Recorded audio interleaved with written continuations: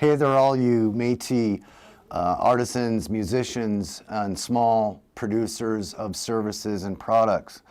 My name's Michael Ivey, and I'm the General Manager of Apitogus and Métis Development, Inc., which is the commercial lending arm of the Métis Nation of Alberta. Normally, I'd be talking to you about establishing or expanding businesses and how we can help you with that. But today I want to talk to you about something else that's perhaps a little bit more important. And that's directly targeting the Métis micro small businesses in Alberta, of which there are many. And I want to talk to you about the new Indigenous Community Business Fund that was just recently released by the federal government. And I want to talk to you to be sure that you're aware of it, number one, but also to help to see if you are eligible for it and what you need to do to satisfy the requirements. So with that, let's get started.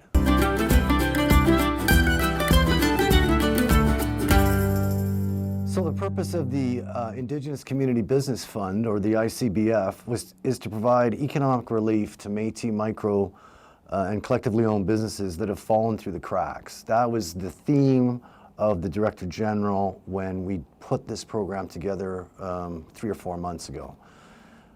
Many businesses have qualified for either CEBA or individuals through employment, CERB, which are the other COVID relief programs. But there was a lot of Métis businesses and other Indigenous businesses that were ineligible either because of the size and scope of their business or their income thresholds didn't meet eligibility criteria and so on. So what I want to do now is I want to walk you through the application first, and then answer or address some frequently asked questions that will also be on the website that you'll be able to review and go over so that you can sort of self-determine your eligibility and self-qualify. And even past that, if you still have problems, you can always call me. So let's go through the application. Okay, it's really not even an application. It's really a proposal, just sort of explaining what your business is and how you were affected. You're essentially you're gonna tell a story. So I'm just gonna hold it up, and the very first thing that this application, by the way, I should mention, we're in partnership with Settlement Investment Corp and the federal government. So just so you know, we have the settlements captured here, and we have all Métis off settlement who deal with Apitogus in here. So this application is designed to capture all Métis in Alberta. So the first thing asks, or the first question asks, how your business has been affected by COVID-19. And presuming, or I'm assuming you would, yes, it has. And then you're going to tell me a story of how it's impacted your micro business. I know for a lot of you folks, the fact that we don't have general assemblies anymore, we don't have functions out at Métis Crossing anymore, we don't have business mixers anymore, we don't have winter festivals anymore, we don't have anything anymore. So all these venues where you were able to showcase your wares and services and all the products and services that you make, those have all gone. And so I guess I'm emphasizing what this program is designed to target.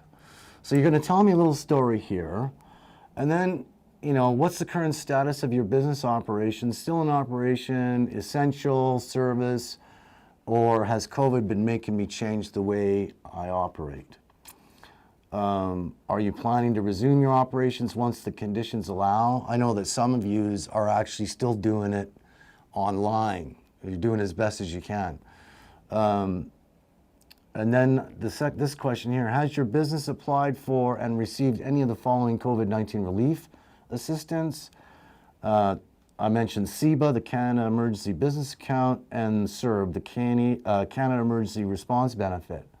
If you've received either of these two benefits, including Apitogus's Métis Business Emergency Loan and the Federal Business Emergency Loan that we provided COVID relief for, then you're not going to qualify for this program. That's really important to know because I don't want I don't want people wasting their time, filling out something, and then it turns out they don't qualify. So it's really important. If you received CEBA, CERB, or the MABLE or the FABLE programs that Appy Togosan delivered, you will not be eligible for this one. Again, you can start to see that I'm trying to target those people that fell through the cracks. So the next question here is, what were your business revenues for 2019? That just gives us an idea. The government wants me to capture data. I can't just hand it out. I've got to trade them for information, right? So how many people are employed, for example, here it says state the number of jobs created. Maybe you didn't create jobs, but you for sure are trying to maintain a job or two. Are you at risk of declaring bankruptcy or consumer proposal? It's just asking you, how tight, your situation is. And do you have financial statements and or personal tax return from 2019? I'm not necessarily expecting anybody to have tax returns from 2019, because if you're earning less than the basic exemption, most people won't even be filing. So, but some people do file, even though they're not making a lot of money, and they'll say, yeah, Mike, we can send in our tax return for 2019. If you can't send in a return, I'm asking that you demonstrate historical business activity, because you have to be an eligible business. Like, you have to be doing something that's a micro business, right? Otherwise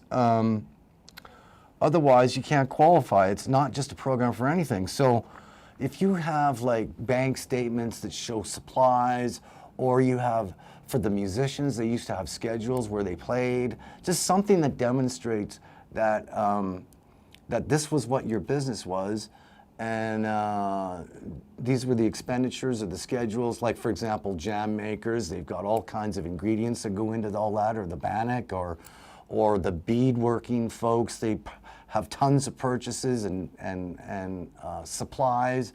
So something that demonstrates that kind of input into your business is about all we're gonna really be asking of you if you don't have financial statements. Now the second page, sorry, not financial statements, your financial tax return. The next page is just tombstone data. Name, when you were born, social insurance number, where you live, city, postal code, phone number, cell number, and then your M&A and or settlement citizenship number. Boy, say that 3 times fast. And then whether you rent or own, how long you've been at the address, and your email address. And then I've got a checklist here at the very end. Certificate or trade name, if it's applicable. You may not have one. You could just be operating as a sole proprietor. Again, copy of the 2019 tax return, but you may not have it. I've got in brackets, if applicable. Copy of the M&A citizenship, MSGC membership card. That's important. And then a copy of a void check or whatever bank information that you can provide. And because if you're eligible to receive this, we can just make a direct electronic transfer instead of a check. So we're trying to be, as contemporary as our Schedule A banks. So your business name, annual revenues for 2019, and a website, if you have one. If you don't, that's fine. And then you just sign it. You should be able to fill this application out in like 10 minutes, tops. If you spend more than 10 minutes on it, you're taking way too long, right? And if you have any questions, just call me, because my purpose is not to disqualify you. My purpose is to qualify you, okay? So that's why we've got this application to help you do that, so we don't disqualify you by accident. Okay, so this program is actually jointly delivered to Métis people across Alberta, all the Métis micro businesses and collectively owned businesses, across Alberta by Settlement Investment Corp also, and they target the on-settlement members. So if you're an on-settlement member, it's okay, you can call me, you can for sure call me if you got questions, but you should apply through the Settlement Investment Corporation, and you just give Angela a call or just send your application to Angela and she'll take care of you. So I hope this video has captured and demystified the application process for you guys. And so when I'm saying you guys, I'm saying all you Métis artists, musicians, crafters, bannock bakers and jam makers, leather and bead needle workers, crafters of stuff that glitters, jewelry, moccasin slippers, pouches, patches, and proud Métis sashes, and everything else in between and around and above and below that. Get your application in, and if you have questions, just call me anytime, and I'll help you through it. The idea here is to qualify you and not disqualify you, because you're the last bunch of Métis people that weren't helped in any way. So this program's designed to fix that gap.